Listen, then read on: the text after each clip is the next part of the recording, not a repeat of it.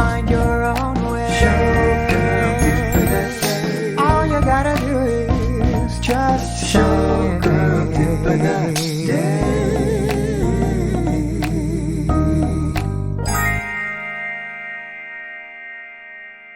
Everyone, I'm here with Melissa Marlin. We have known each other since high school. Yes, BOCES Cultural Arts Center. And Melissa just completed Camino Portuguese.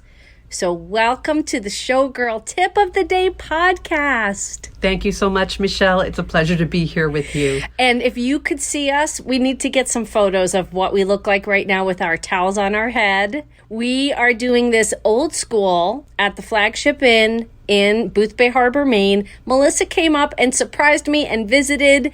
So let's talk about your acting career. The last gig you did was in Fire Island, am I right? That was the last major production that I did of La Cage aux Folles. I've done other things since then. And how do you balance your full-time job with acting and singing? How does that happen for you? So that's why there's a delay. When I did La Cage, and I believe La Cage was 2017, it's because it's really hard to do a full production and to work in all the rehearsal schedule. I'm sure you're aware of that. It's an equity schedule. You know, we start at 10 and go to 6. It's a challenge. But what I have done to fulfill myself, to keep my art going, is to do individual one-night plays, smaller venue gigs, cabaret. And what's really been fulfilling me as I also work in my professional career in corporate America is that I've started writing. And that's really been what's fulfilling me at this point in my life. Excellent. There's not one path, everybody. There's many different ways to feel creative, to feel fulfilled, and to grow. Not everybody does 8 shows a week for 25 years. Not everybody goes from film project to film project. It's a windy path, wouldn't you say? I think that's a beautiful analogy to it. It's indeed a windy path. And the one great thing about the theater is that, well, for me, you know, the blonde, you dance, you sing, and your cast is that blonde or whatever. But then the theater never really goes away from you because I can still return to the theater later in life. I always parallel Allison Janney, who she started so late in, well, she didn't start, she had kept trying, and she really didn't go into her television career until her late 40s. Yeah, and look at her now. She's amazing. I got to meet her in Ohio. Oh, did you? She's from Dayton, Ohio, and BioArc Lee hired a bunch of us to do the finale of Chorus Line at this Performing Arts Center opening. Walter Cronkite was there. Ray Charles was there. Yeah, Allison Janney was there. And the Akron Ballet Company they were so nice to us. They invited us to a club after the event. So we went out dancing with all these ballerinas. Yeah, that was a great gig. You know how sometimes you have these gigs that are just amazing? They are, yes, absolutely. So tell us, speaking of windy paths, tell us about your calling for the Camino and how, because I'm amazed at how quickly you pulled it all together and how you just went. So it is a windy path, and how I got there was definitely, as you said, a windy path. I was not familiar with the Camino de Santiago. I really didn't have any background on it. I think once my hairdresser had mentioned to me that her husband had done this walk somewhere in Spain. That was all I knew of Camino de Santiago. My background is in Christianity, so I am familiar somewhat with St. James, but not a lot of insight on this. Coming out of COVID and living in New York City, right on the Upper West Side during COVID, had left me, I would say, almost with PTSD. The sirens were constant. Life changed, and I'm sure that anyone who was in New York City did not have the capability to leave New York City and go stay in their home in Connecticut or Eastern Long Island or something, but had to actually endure being there, would probably reference how difficult it was. There was just something within me that was unsettled, and I was also enduring the loss of a relationship that was really beginning to come to an end, had just been tested under COVID, and So it was a difficult time. It was one of my first business trips since COVID, and I traveled to Knoxville, Tennessee. In that moment, I was not having a great moment. I was in a seafood restaurant. I was sitting next to a saltwater aquarium with a little fish that looked just like Nemo. I was staring at this fish, waiting for my food. I was by myself, and a voice as clear as what you're hearing me say right now said, "You need to walk the Camino de Santiago." It was so clear, Michelle, that I turned around to look and I thought someone was speaking to me. It was that clear and I couldn't ignore it. Right away, what do? I pick up the phone and I'm like, what's the Camino de Santiago? I Googled and oh my gosh, the myriad of things that came up was immense. Everything from that moment, and that was on March 9th. I remember the day very clearly because I was there on business and I was visiting a new account. And March 9th, and I left for the Camino exactly 2 months later. So I started the Camino on May 9th, which was Mother's Day 2022. It was a calling, and it was a calling that I knew I couldn't ignore, I couldn't delay, and I had to listen.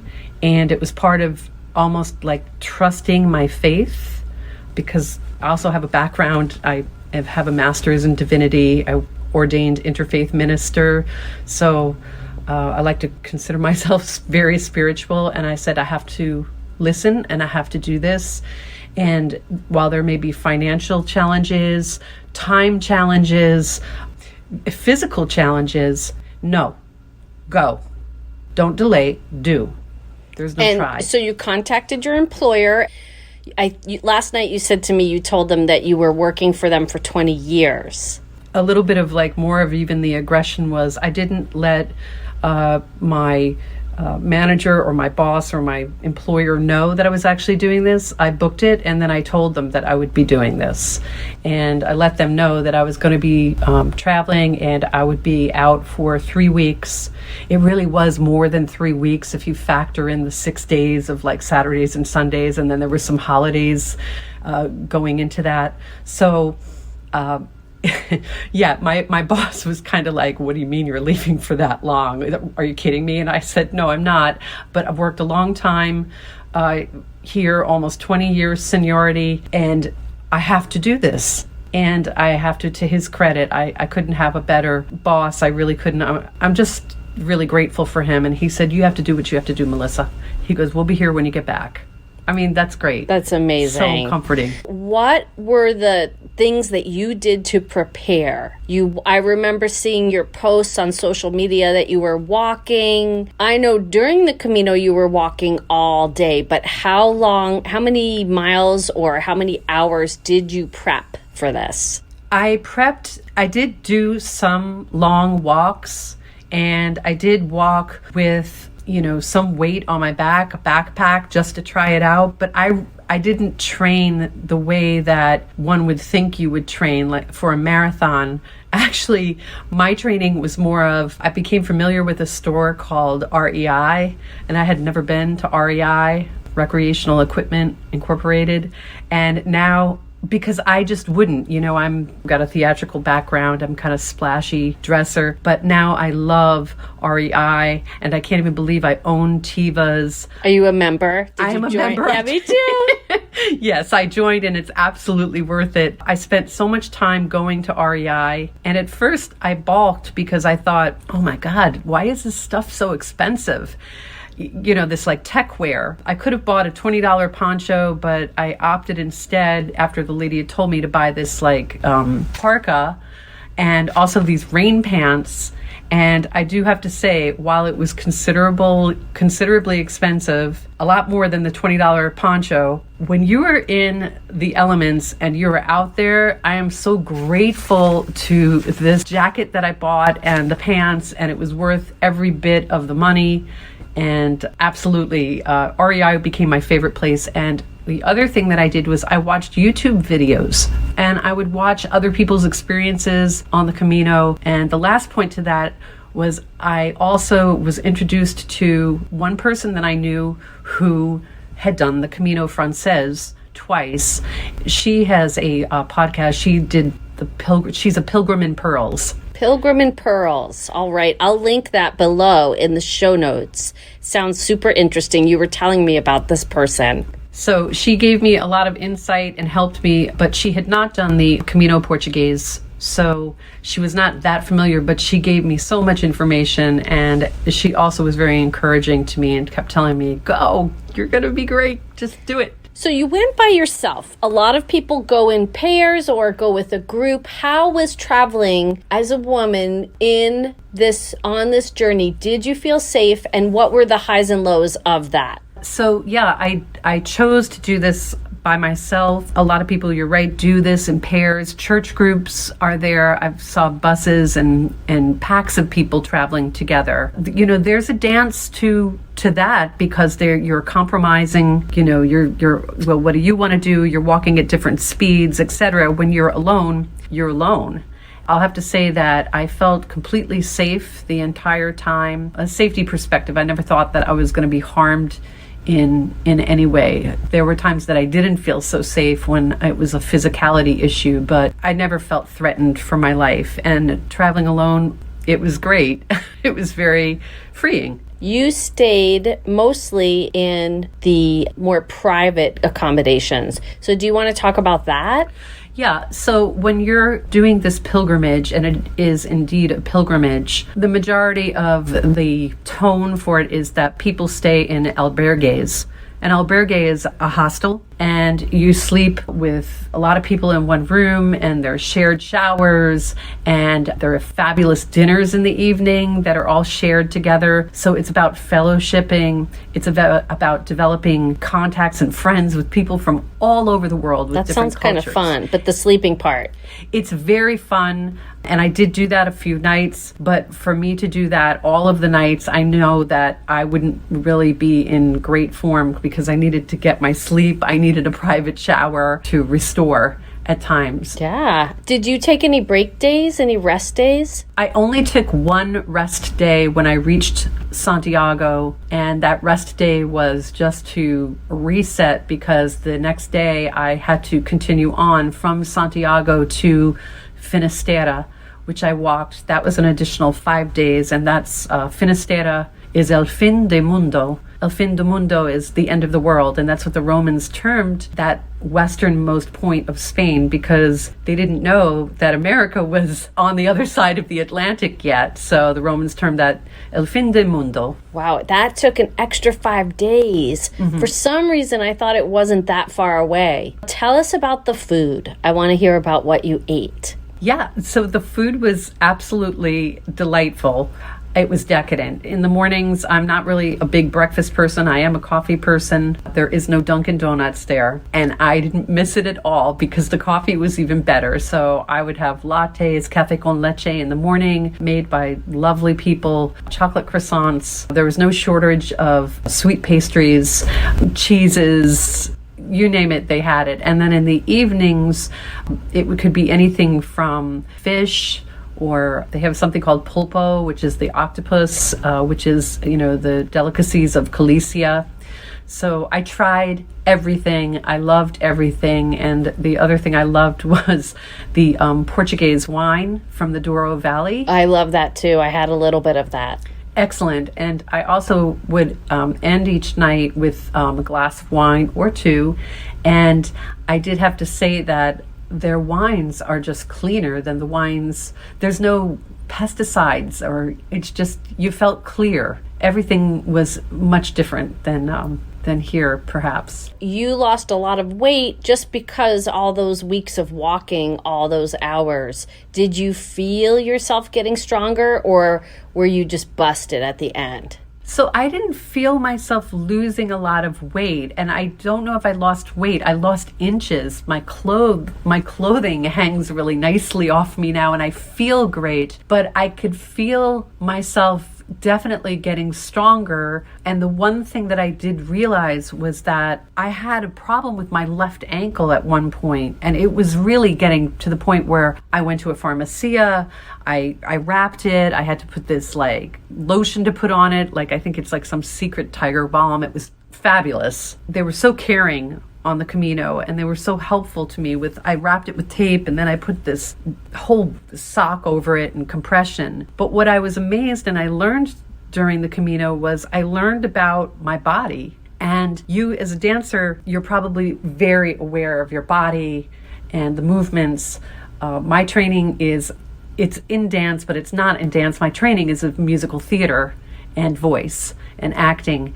And so I might be less aware of my body, but I could feel that where I thought my ankle was just not going to, am I going to have to end this Camino? Suddenly it became stronger as I stretched it, as I did exercises, as I cared for it and I took care of myself. I didn't have a problem with it. I wondered where the left ankle issue had come from, and then I could remember, well, oh, this is what happened, and this is why I'm having this problem.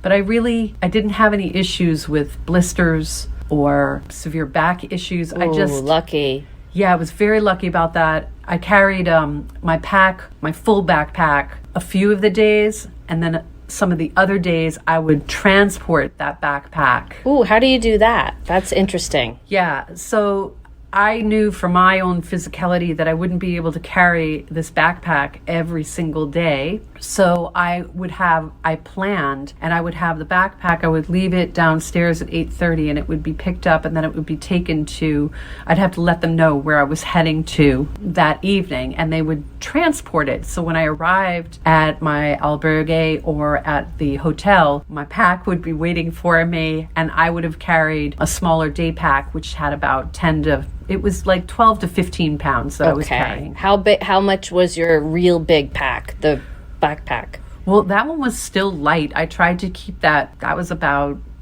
18 pounds, Okay. 20 pounds. So how did you find out that you could do that? I had talked to the Pilgrim in Pearls. Mm-hmm. And I had also watched on YouTube to find out about that. And to me, that made sense because I've worked many trade shows, and standing on the floor at the Javits Center in New York when your feet are killing you, there's nothing, you're not going to close a sale easily with that pain. So I wanted to have a good experience with this and not be focused on my actual pain. Although some people, that's what the purpose of this is for them, is to suffer, which can come from a religious perspective. Sure. One question. So did you book all of your accommodations in advance? I booked a lot of them and not all of them. Did you use booking.com? Well, when I showed up, I didn't use booking.com. Okay. Yeah, I used an app, Camino Ninja app. Ooh, I got to get this app. Yeah, I also communicated, and I used for the first part Portugal Green Walks. They were wonderful. Okay. PortugalGreenWalks.com. Okay. Yep, and they helped me coordinate and plan things. I would say that I want to be careful when I say this. You don't have to use a booking company to book the Camino. No, you can go You can do it yourself. Now, there are some people who just walk, and wherever they want to stop, they try to get a room. But to me, especially because it gets popular, I would always feel secure knowing, like, okay, I have to finish by 7 because I need to check in. So my suggestion with that is there's a movie, The Way, with Martin Sheen, and that was another motivator. And actually, I had not seen that movie until after I had the calling to do this. And I watched the movie, and it was great. So pre-COVID, I think it would be totally fine to, approach it where you just walk, and where you stop, and where you land. But I walked in May of 2022 of this year. The accommodations were still, some albergues had closed, and I just felt that I felt more secure knowing that I had a plan. I mean, I needed that security. And I wouldn't recommend the not booking, or I wouldn't recommend that for someone like myself traveling alone, because I did witness a man when I was sitting in the lobby of the hotel. A man had walked in. He had walked from Porto. He had walked over 30 miles that day. That's a lot of walking. He had a very heavy backpack. He looked like he was going to collapse. And he said, "Do you have a room?" And the woman replied, "No, I don't." And she said, "But there's a hotel 7 minutes away."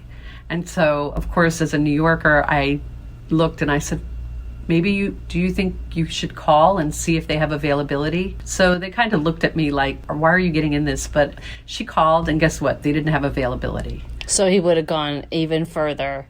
Well, he would have been walking, and then there would have been no availability. It was a moment, and I guess this describes some of the Camino, because it's something I did that I don't know why I did, but this man, he walked in and he really looked like he was going to collapse. And when I saw there was no room for him, and I knew I had a huge room. For some reason, I was by myself, but I had a full kitchen, this king-size bed, a living room with a pull-out couch, a massive bathroom. It was crazy. And I looked at him and I just said, I have a pull-out couch. You can stay in my room. I didn't even know this person. That's so out of character for me, especially, we're New Yorkers. You don't do that. But he smiled, and the manager also smiled, and I really meant it. And I thought to myself, and plus he's so exhausted, he can't do anything because I'll be able to beat him up because he's so tired. He's gonna fall out. Yeah. So did he stay with you?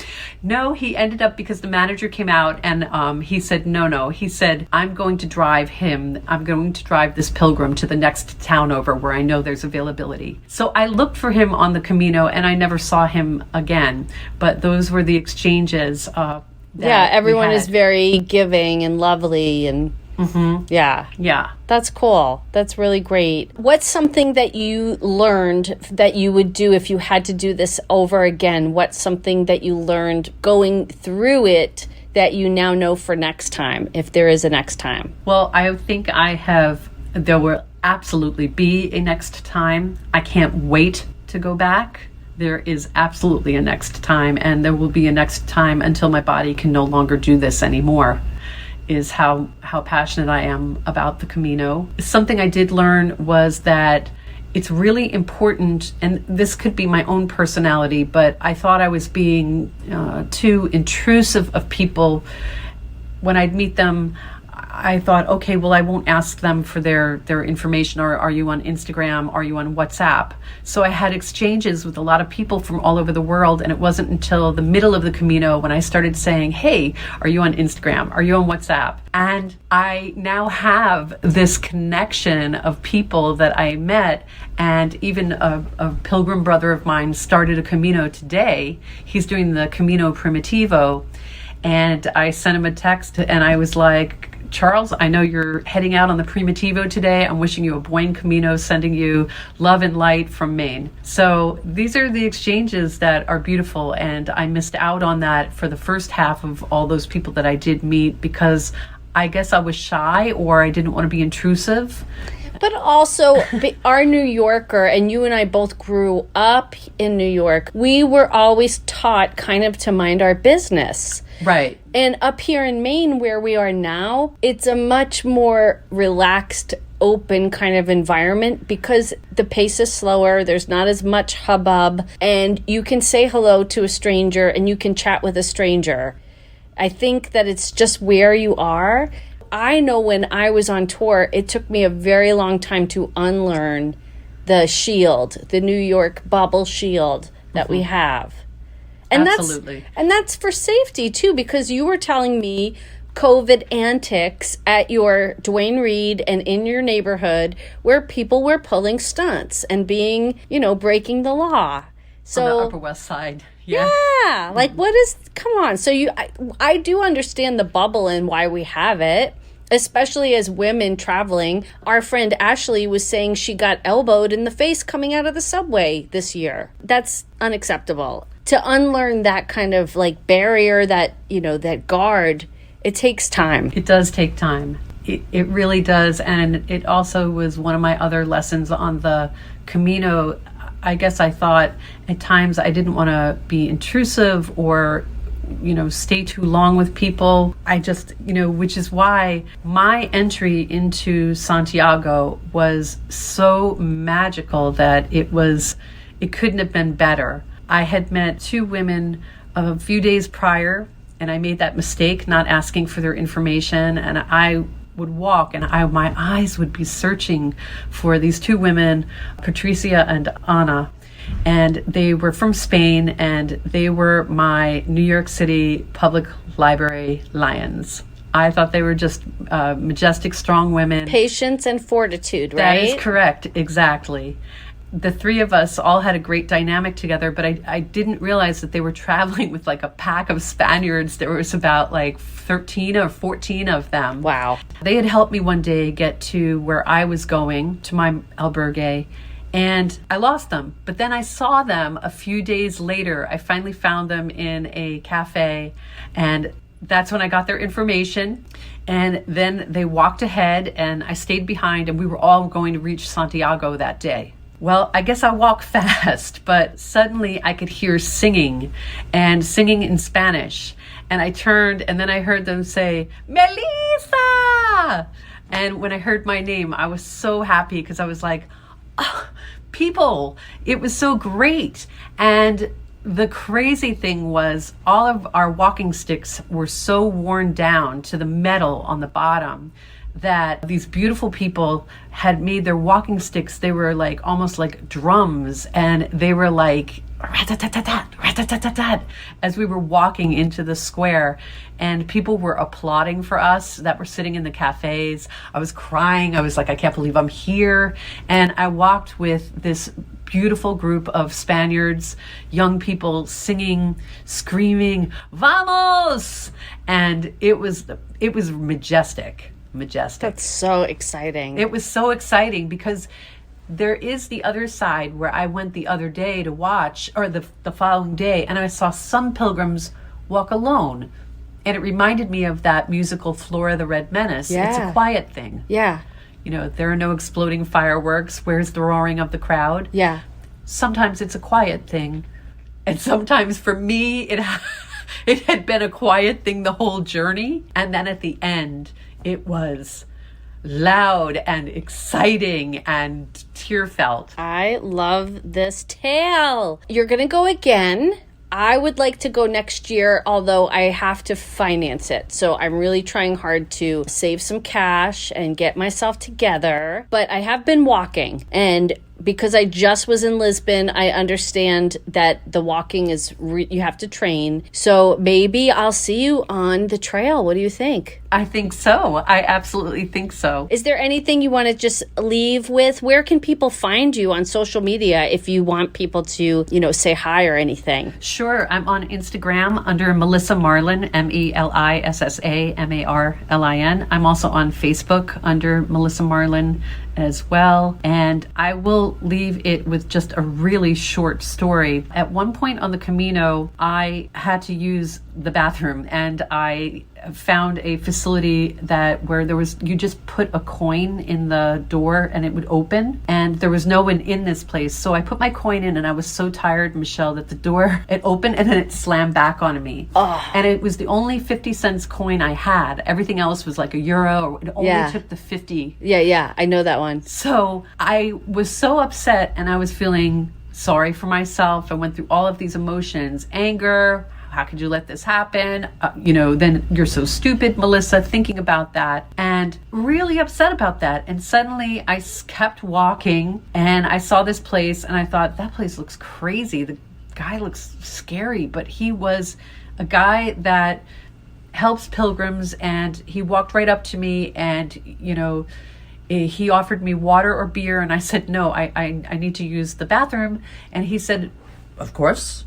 And I used the bathroom, but all day long, my walking sticks had been worn down to the metal. And I thought, I need pinch nose pliers to change these, the tips on them. Where am I going to find that on the Camino? Well, when I walked out of the bathroom, I looked down, and I couldn't believe this tool chest had pinch nose pliers on top of the tool chest right there.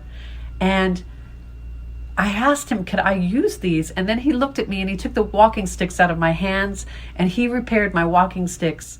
I would never have never would have walked into that place if I had gotten into the bathroom where the door slammed on me. And my lesson and my takeaway from that clearly was, sometimes things happen to you, and it's not what you want to happen, and you can go through those feelings of anger, but that happened for that reason. So I would meet that man. My sticks wouldn't have been fixed, and I wouldn't have had that exchange, and he was a beautiful man. So wow. You never know.